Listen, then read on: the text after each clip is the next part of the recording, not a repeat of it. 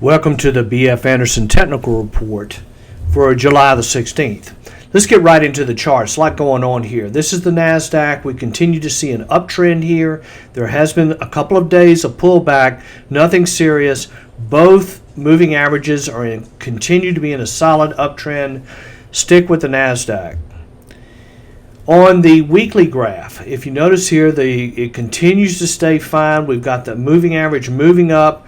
We're well above the moving average. Again, this continues to be a bull market. S&P 500, now we're moving to monthly graphs here where we're looking for death crosses or golden crosses. Now we've been on a golden cross for quite some time since the election back in 16. Actually, it goes back about 19 years, but this has been a very powerful uptrend and it continues. NASDAQ, same thing. We're on a golden cross on the monthly chart. We continue to look constructive. The Chinese stocks have broken out. It looks like the Chinese economy is recovering. We are on a golden cross. Aggression index. This is a ratio where we're comparing the NASDAQ to the consumer staples or technology to toothpaste and soap. Well, you can see that we've had somewhat of a rotation here. This has been on an absolute tear. This moving average has been very solid in an uptrend. A pullback should be expected. It looks quite normal.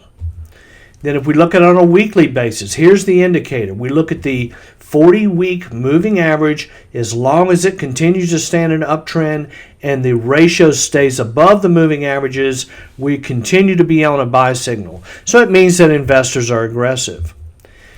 These are the three economic indicators we look at. These are interest rates. This is the 10-year Treasury note. Continues to stay flat. No change in interest rates. Oil continues to stay flat, not getting above the 200-day. I would continue to avoid oil. Now on the VIX, we talked last week about the VIX. The VIX tends to normalize around a reading of 30. Well, as of now, we're at a reading of 27.94. We are below the reading of 30, so volatility has started to subside, which is a good thing. That's a positive thing. Now, this is the put-call ratio. We continue to see a very hot market. This means that the institutional investors hedge their portfolios by buying calls instead of puts. We've gone from one extreme to the other. This can stay here for a long time. That's the problem with the indicator, is that it's a secondary indicator. We'll talk a little bit more about that later in the video. This is the S&P 500 on a daily basis where we're looking at the 25-day moving average versus the 50-day moving average. And as you can see, it continues to be constructive, breaking out a little bit. Now on the 200-day moving average, we're above the 200-day moving average on the S&P 500, continues to look constructive.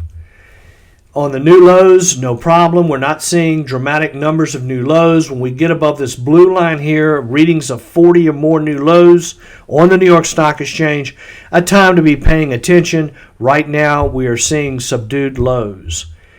Now, what I did is I went back and looked at the Vanguard International Growth Fund. Now, these are international stocks from all over the world. And so when we start to study, what's going on with these international economies, you can see that the rate of change has been quite dramatic. The only comparable period, again, is 2009, where you saw the dramatic drop in the rate of change and then a rally. Well, you can see here we got a drop in the rate of change and we got a rally, and the absolute rally, the rate of change is actually higher than 2009. So we're seeing a dramatic recovery in the international markets. Now, on another indicator, people ask me all the time, is this market overbought, oversold? Well, if you look at the percent of stocks above their 200-day moving average, you tend to get overbought with readings over 70. Then you tend to get oversold with readings down below 30. Now you can see here back at the lows on April the 23rd, 95% of the stocks were below their 200-day moving average. We've seen a recovery, and basically the market is not overbought. So, you don't need to keep too much powder dry. Now on the sentiment, we talked about this earlier. This is a indicator, a survey that's done every week by the American Association of Individual Investors. So what we've done is we've taken the AAII survey bullish part of the survey and we subtract the bearish part of the survey and we get a remainder. Now you can see here that back on the 23rd we got a reading, approximately of 20 plus. Well, as of recently, we've actually seen more bearishness, more pessimism than on the 23rd. So the moral of the story here is the market climbs a wall of worry. So if you go back and look at the comparable year, which was 09, we got down to readings of minus 30, and you can see that's where the market made its low. So in other words, when everybody's throwing the towel in, that's probably a pretty good time to be a buyer. Now, if you study this particular indicator, which says that when you're above the 200-day moving average, this is not a moving average, this is a monthly moving average, 200-month moving average. When you're above the 200-month moving average and sentiment is giving extreme negative readings, the study says that the market tends to go up for a long period of time. We're talking 3 to 5 years. Now, on gold, we are a little concerned about what's going on with the potential of inflation. Gold bugs equals inflation. So when you see the gold stock starting to rally, you're getting concerned about some inflation. Just something to be aware of. Inflation will probably come back. Now, on this particular indicator, what we're looking at here is a ratio of bonds to stocks.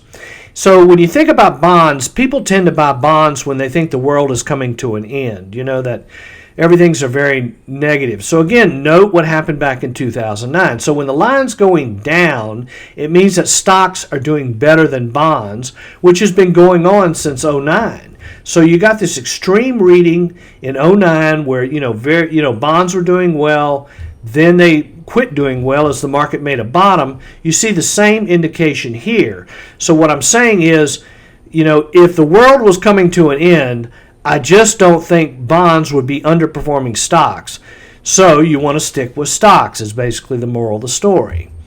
Now, we're going to get into the top 5 here. Again, I want to emphasize this is not a buy list. This is a watch list. We're just trying to get a handle on what's going on with the strongest stocks. Now, this is Novavax, been hitting our list consistently. They have a vaccine or claim to have a vaccine. They just recently got money from the federal government on what they call Operation Lightspeed, which is where they're already giving this company $1.6 billion to start manufacturing and get ready for distribution of their vaccine. Stock is certainly acting like something's going on. It's only moved from around $4 or $5 a share up to over $100 a share. They must have something.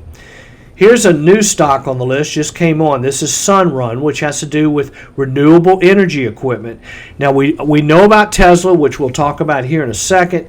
Tesla continues to look strong, got a big rally here, continues to stay above the 10-day moving average. They are coming out with a new battery technology that could be really a game changer. Now here's Dexcom, continues to stay on the list. However, somewhat of a pullback, got down below the 10-day moving average, actually broke the 50-day, trying to come back. This is having to do with diabetes and glucose monitors. Fastly, which is a company that is involved in software that speeds up the internet. So as more people are getting on the internet, but you can kind of see these stocks are somewhat kind of breaking down a little bit. I do think that as a vaccine or a cure comes on for the coronavirus, these stocks may cool off for a while. Just be aware of that. So that's it. Let me know if you have any questions. Thank you very much.